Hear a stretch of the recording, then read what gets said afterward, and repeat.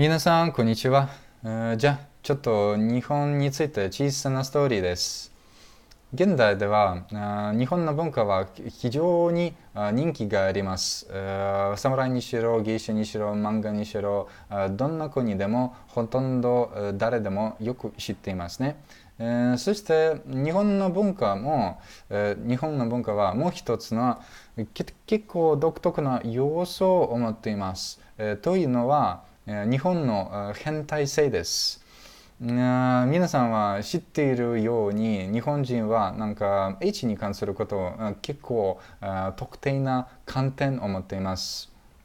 そして、僕は日本の変態性を考えると、僕の頭の中でいつもすぐに時間のイメージが出てきます。時間はどういうことかというと、じゃあこれを説明するためにちょっと皆さんラッシュアワーの東京過密な地下鉄をちょっと想像していただきたいんですけれども、その地下鉄の中でたくさんの満員の電車があって、その満員の電車の中で息が集まるほど、人がものすごく多くて、なんか人の間に、空いているスペースは全然ありません。というのは人たちはあまり動きませんね。本当に厳しいですね。それなのにある男の人は後期にこういう厳しい状況を使います。というのは彼らたちは女の人のスカートの下にみだらなことをやっています。こういう人たちは痴漢と言います。そして女の子は、別に何もできません。彼女たちはただ抵抗はできません。なぜかというと女の人はもともと腰がかなり低くてそして、子供の頃から、自分の感じを表すのは苦手ので、彼女はただ触れられると、ただ何も言わないで、緊張して立っています。そしてこれは1回2回ぐらいのことだけじゃなくてこういう事件は結構ありますね。ですから日本の社会ではこれは重大な問題です。ね。そして僕は留学していた時こういう話を聞きました。ある日ブルガリアから来ました女の子は、こ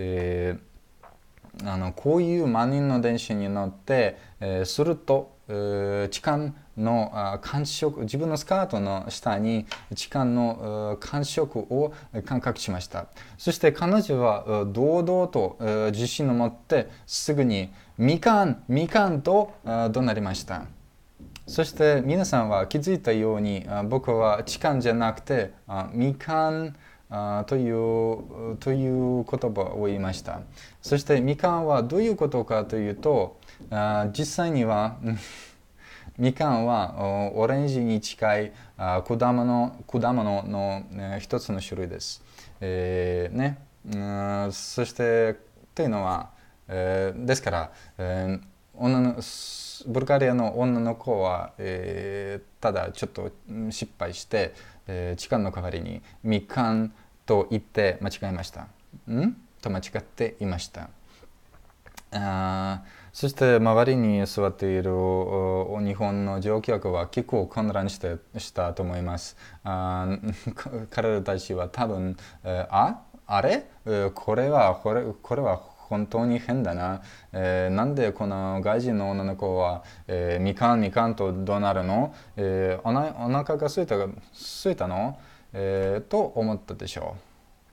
ですから皆さんこれからもし日本に行くと、行く場合こういう日本の満員の電車に乗ると、そして時間に触れられると、よく覚えてください。みかんじゃなくて痴漢と怒鳴ってください。じゃあこれで終わりましょう。これからも、よろしくお願いします。また今度。